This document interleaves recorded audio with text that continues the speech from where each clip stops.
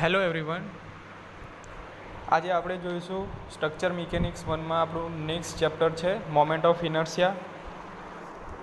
સો આપણું third chapter જોવા પહેલાં સેકન્ડ ચેપ્ટરમાં આપણે જોયું હતું. સેકન્ડ ચેપ્ટર શું હતું આપણું? ડાયરેક્ટ સ્ટ્રેસ અને સ્ટ્રેન. બરાબર છે.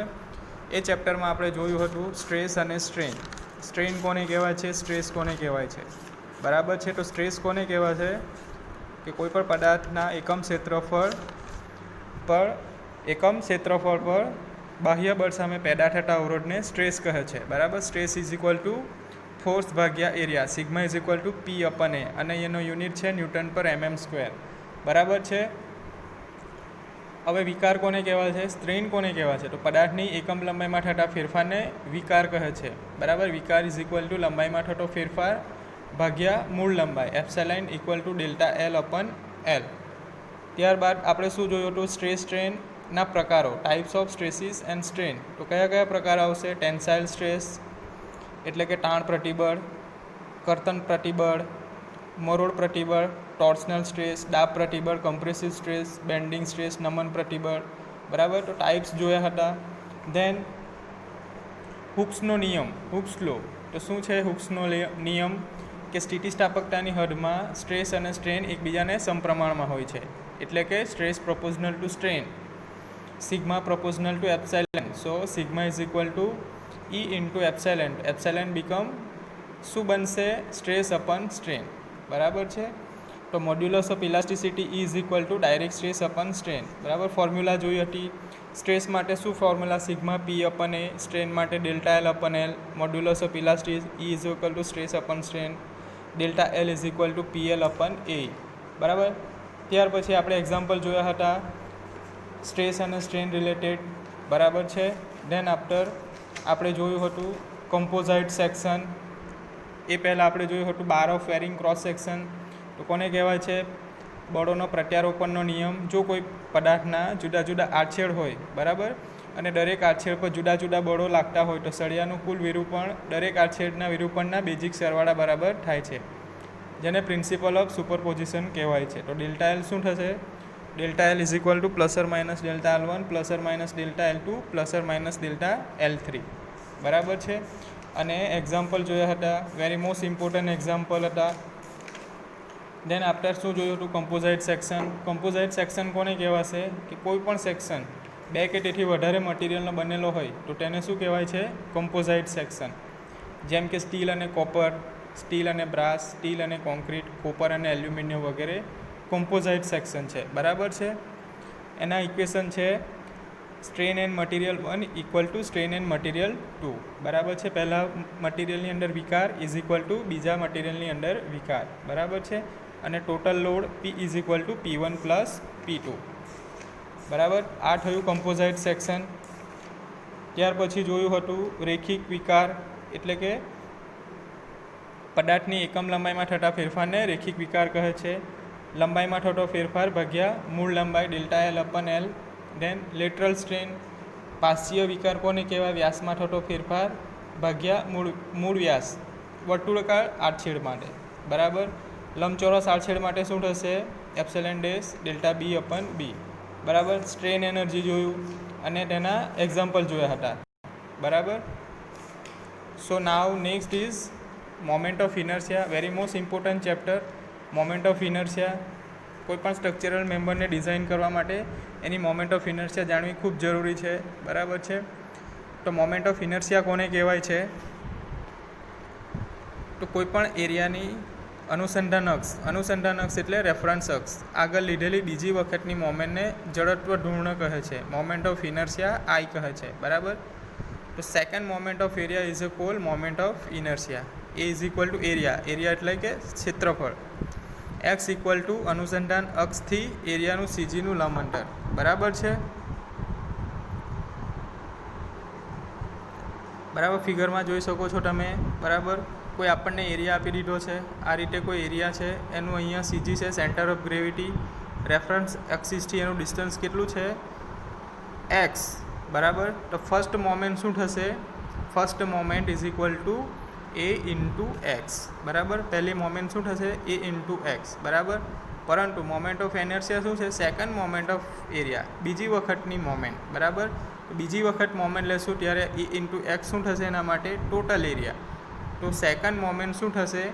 એ into X, area into distance, બરાબર. તો સેકન્ડ મોમેન્ટ ઓફ એરિયા શું થશે?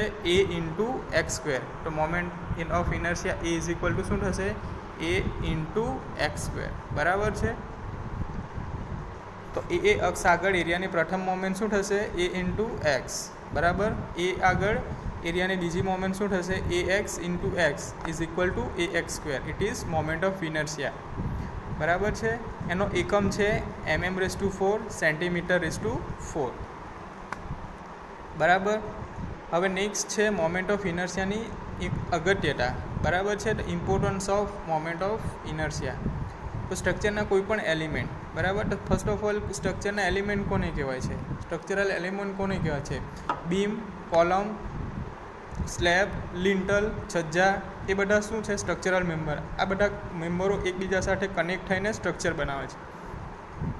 તો સ્ટ્રક્ચરના કોઈ પણ એલિમેન્ટ, બરાબર, વગેરેનું મટીરિયલ, તેનો ક્રોસ સેક્શન, તેના પર લાગતા લોડની સાપેક્ષમાં ક્રોસ સેક્શનની ગોઠવણ વગેરે જે તે એલિમેન્ટની ડિઝાઇન માટે ખૂબ જ અગત્યના છે, બરાબર છે. આ બાબત એક લંબચોરસ આડછેદ બીમનું ઉદાહરણ લઈને સમજીએ, બરાબર છે. કે કોઈ પણ મટીરિયલ હોય, કોઈ પણ એલિમેન્ટ હોય, સ્ટ્રક્ચરલ એલિમેન્ટ, તો તેનું ક્રોસ સેક્શન, તેના લોડની સાપેક્ષમાં ક્રોસ સેક્શનની ગોઠવણી વગેરે એલિમેન્ટની ડિઝાઇન માટે ખૂબ જરૂરી છે, બરાબર. તો એક લંબચોરસ બીમ લઈએ, બરાબર. આ બીમ છે આપણી પાસે, બરાબર છે. એની થિકનેસ ઓછી છે. બીજો બીમ લઈશું, એની થિકનેસ વધારે છે, બરાબર છે. એનું ક્રોસ સેક્શન દર્શાવ્યું છે અહીંયા, બરાબર. સેમ અહીંયા ક્રોસ સેક્શન દર્શાવ્યું છે બીજા બીમ માટે. તો પહેલા કેસ માટે, આ કેસમાં બીમના ક્રોસ સેક્શનનું માપ બેન્ડિંગ પ્લેનમાં વર્ટિકલમાં છે, બરાબર છે. બીમનું પ્લેન કેવું છે? વર્ટિકલ. તમે જોઈ શકો છો આપણો આ બીમ છે, બીમ ઉપર લોડ આવે છે, બરાબર છે.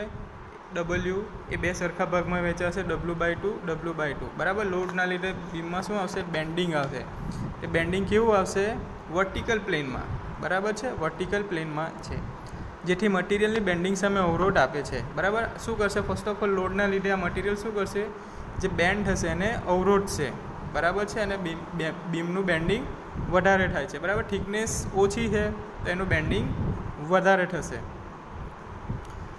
નાવ કેસ 2, બીજા કિસ્સામાં શું છે?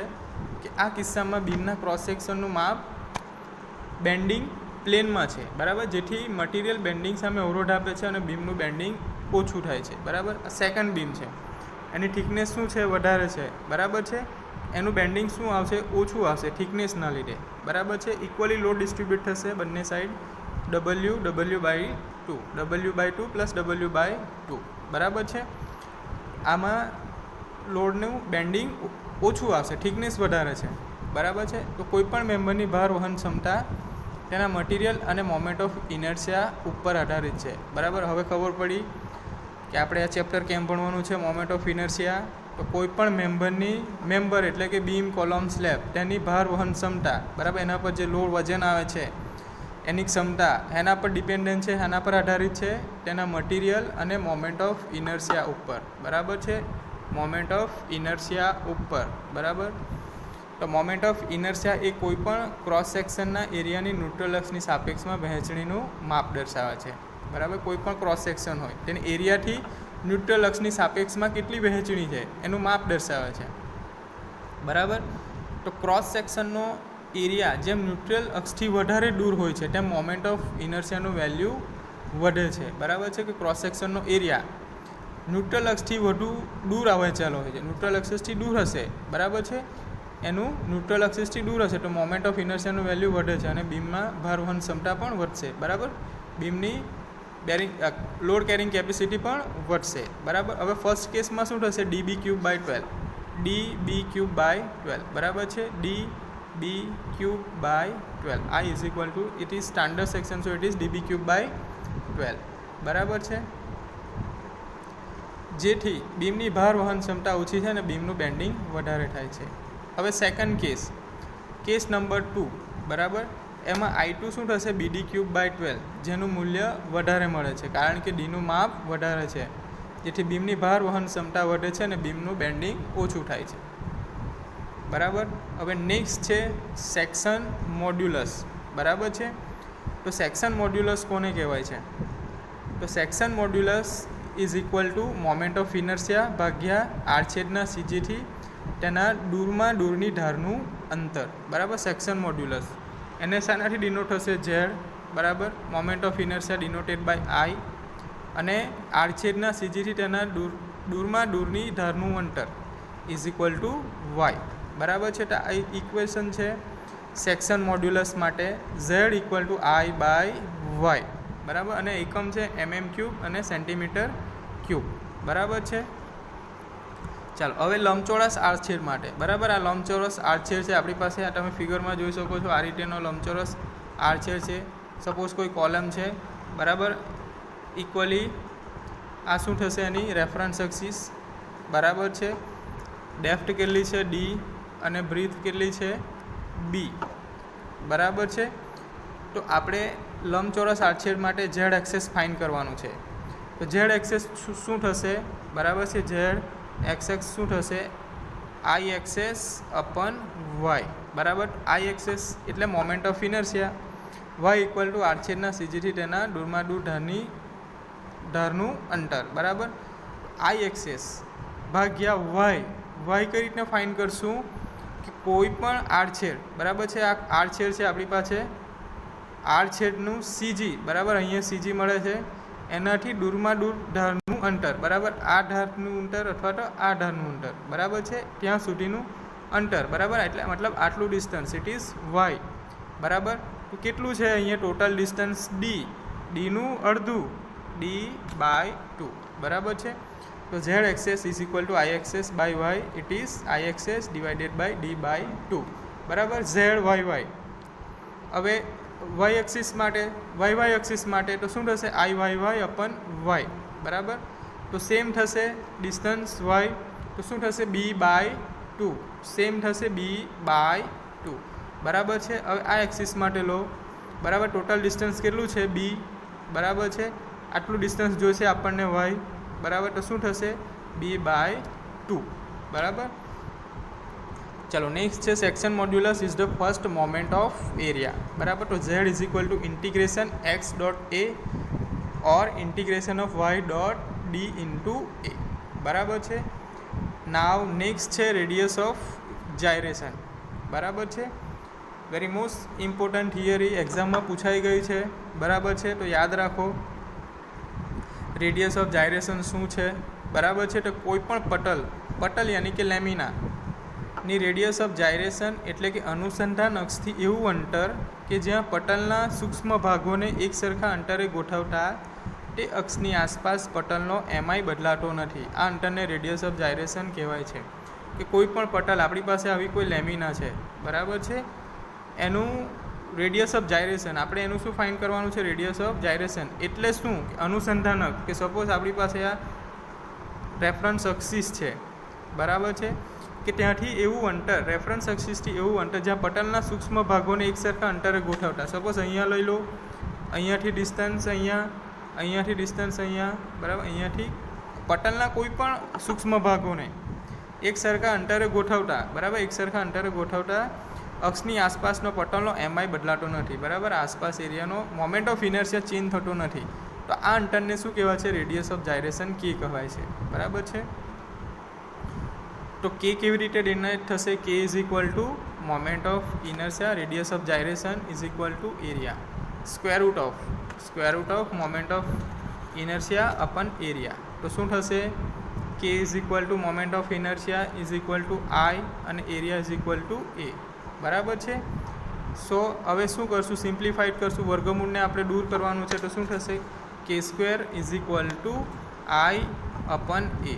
બરાબર. અહીંયા વર્ગ કરશું એટલે વર્ગમૂળ અને વર્ગ કેન્સલ થશે. તો k² ઇઝ ઇક્વલ ટુ આઈ અપન એ. બરાબર. તો આપણે મોમેન્ટ ઓફ ઇનર્શિયા ફાઇન્ડ કરવાની છે. તો આઈ શું થશે? A into k². બરાબર છે. એ રીતે આપણે moment of inertia radius of gyration પરથી ફાઇન્ડ કરી શકીએ. બરાબર. તો વેરી મોસ્ટ ઇમ્પોર્ટન્ટ ચેપ્ટર છે તમારું આ મોમેન્ટ ઓફ ઇનર્શિયા. તો first of all moment of inertia કોને કહેવામાં આવશે? તો કોઈ પણ એરિયાની અનુસંધાન અક્ષ એટલે કે રેફરન્સ અક્ષ આગળ લીધેલી બીજી વખતની મોમેન્ટને જડત્વ ધૂર્ણ કહે છે. મોમેન્ટ ઓફ ઇનર્શિયા આઈ કહે છે. તો second moment of area is call MI. Area A x અનુસંધાન અક્ષથી એરિયાનું સીજીથી લંબ અંતર એ અનુસંધાન અક્ષ. બરાબર. તો શું થશે? એ અક્ષ આગળ એરિયાની પ્રથમ moment is equal to A into X. એ આગળ એરિયાની બીજી moment A X into X. So it is A X square. So moment of inertia I is equal to A X square. એનો એકમ છે mm⁴ અને cm⁴. બરાબર. Very most important છે. વેરી મોસ્ટ ઇમ્પોર્ટન્ટ ચેપ્ટર છે moment of inertia.